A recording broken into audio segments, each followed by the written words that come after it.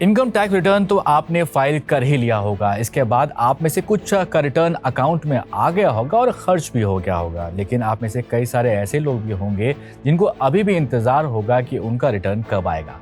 अब ऐसे में जिनका रिटर्न नहीं आया है, उनके पैसे ना आने की वजह आखिर क्या है और आपको कैसे ये चेक कर सकते हैं कि आपका पैसा कहाँ पर फंसा हुआ है, आखिर क्या वजह है इसकी ना आने की, समझते हैं इस वीडियो में। मेरा नाम है सैयद सोबान, आप देख रहे हैं स्विच। देखिए, इस बार इनकम टैक्स ने 31 जुलाई तक ही आपको ITR फाइल करने की अनुमति दी थी। वैसे तो इस डेट को अक्सर देखा जाता है कि ये एक्सटेंड हो जाती है, लेकिन इस साल ये एक्सटेंड नहीं हुई थी। इनकम टैक्स की वेबसाइट पर जो मौजूद आंकड़े हैं उसके हिसाब से 7.42 करोड़ रिटर्न्स फाइल किए गए थे, जिसमें से 7.10 करोड़ रिटर्न वेरीफाइड थे। लगभग 5.15 करोड़ रिटर्न को प्रोसेस भी कर दिया गया है। इसका मतलब यही हुआ कि लगभग 2 करोड़ के जो आसपास है वो टैक्स पेयर्स को अभी भी रिटर्न नहीं मिला है। तो 2014 के बाद से इनकम टैक्स ने ये डेटा दिया था कि जो डिपार्टमेंट है वो ये क्लेम करता रहा है कि जो प्रोसेसिंग टाइम है वो कम हुआ है। पहले 53 दिन लगते थे, अब 10 दिन में ही ये प्रोसेस हो जाता है। लेकिन फिर भी अगर आपको रिटर्न नहीं मिला है तो क्या करना है, इसको भी यहाँ पर समझ लेते हैं। देखिए, इसकी कई वजहें हो सकती हैं। पहले ये समझिए कि ITR रिफंड होता क्या है। जिनको नहीं मालूम है उनको बता दें कि जब आप अपना इनकम टैक्स रिटर्न फाइल करते हैं और आपकी टैक्स लायबिलिटी यानी कि टैक्स की जो देनदारी है आपकी तरफ से पहले ही जमा किए गए टैक्स से कम होती है, तो इस केस में आपको रिफंड मिलता है डिपार्टमेंट की तरफ से। अभी भी नहीं समझ में आया तो इसको और आसान शब्दों में समझिए।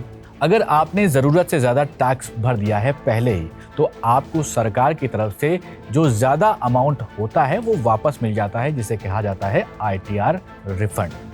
अब सवाल यहाँ पर यह उठता है कि रिफंड आने में आखिर देरी क्यों होती है। इनकम टैक्स जो डिपार्टमेंट है आपको जो रिटर्न है वो चेक करता है कि आपने जो भी फाइल किया है वो सही तरीके से फाइल किया है कि नहीं किया गया है।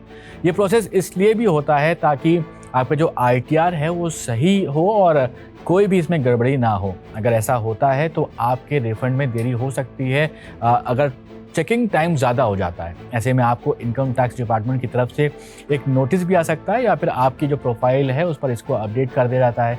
आपकी जो रजिस्टर्ड मेल ID है उस पर भी एक मेल आ सकता है, intimations@cpc.incometax.gov.in की तरफ से एक मेल आएगा। उसमें आपको बता दिया जाएगा कि क्यों आपका जो रिफंड है वो देरी से आ रहा है। अगर आपने या आपके CA के ज़रिए फाइल किए गए ITR और इनकम टैक्स डिपार्टमेंट की तरफ से चेक किए गए अमाउंट में डिफरेंसेस मिलते हैं तो आपके रिफंड में भी देरी हो सकती है। अगर आपके ऊपर कोई बकाया टैक्स है तो आपको विभाग से नोटिस मिल सकता है। इस केस में आपको अपने दस्तावेज की जो जांच है वो करनी चाहिए और अगर कोई गलती है तो उसे आप सुधार लीजिए। इसके लिए रेक्टिफिकेशन रिटर्न सेक्शन 1394 के तहत इसे आप फाइल कर सकते हैं। ज़रूरी नहीं है कि ITR फाइल आपने किया है तो उसमें आपको रिफंड ही मिले।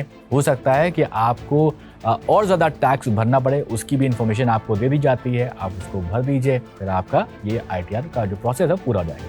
बहुत बार टैक्स पेयर अपने ITR में गलत बैंक अकाउंट नंबर डाल देते हैं, गलत बैंक डिटेल्स दे देते हैं, इसकी वजह से रिफंड में देरी होती है। तो आप इसका भी ध्यान रखें कि बैंक अकाउंट नंबर और बैंक का नाम सही हो। सिर्फ वही बैंक अकाउंट्स में रिफंड क्रेडिट होता है जो प्री वैलिडेटेड होते हैं। इसलिए अश्योर करें कि आपका bank account income tax e-filing system में वैलिडेटेड हो और ऑथेंटिकेटेड हो।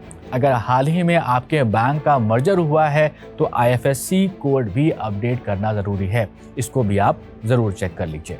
अब एक होता है फॉर्म 26AS, यह आपको इनकम टैक्स की वेबसाइट पर मिल जाता है। इसमें आपके पैन से जुड़े सभी टैक्स डिटेल्स एक जगह पर आपको मिल जाते हैं। अगर आपके रिटर्न में दी गई जो TDS जानकारी है वो फॉर्म 26AS से मैच नहीं होती है तो आपके रिफंड में देरी हो सकती है। ऐसे में अपने फॉर्म 26AS की इंफॉर्मेशन को चेक करें और उसे अपने ITR से मिला सकते हैं।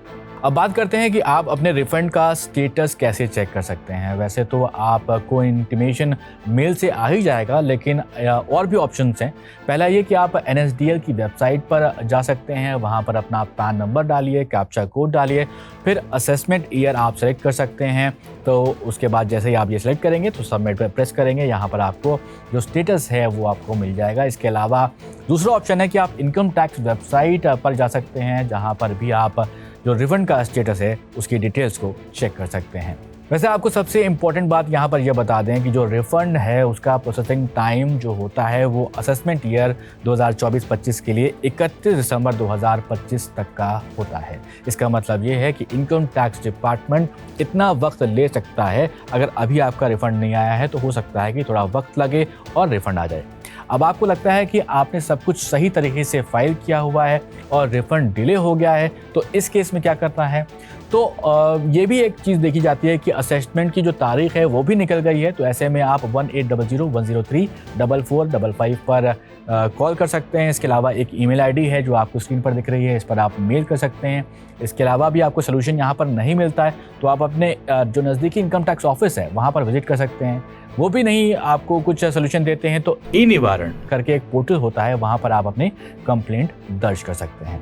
वैसे रिफंड अगर अभी तक नहीं आया है और जो भी स्टेप हमने आपको यहाँ पर बताए हैं, डिस्कस किए हैं, तो उनसे आप चेक ज़रूर कर लीजिए और सब सही है तो इंतज़ार करें, नहीं तो इनकम टैक्स डिपार्टमेंट से कनेक्ट करें।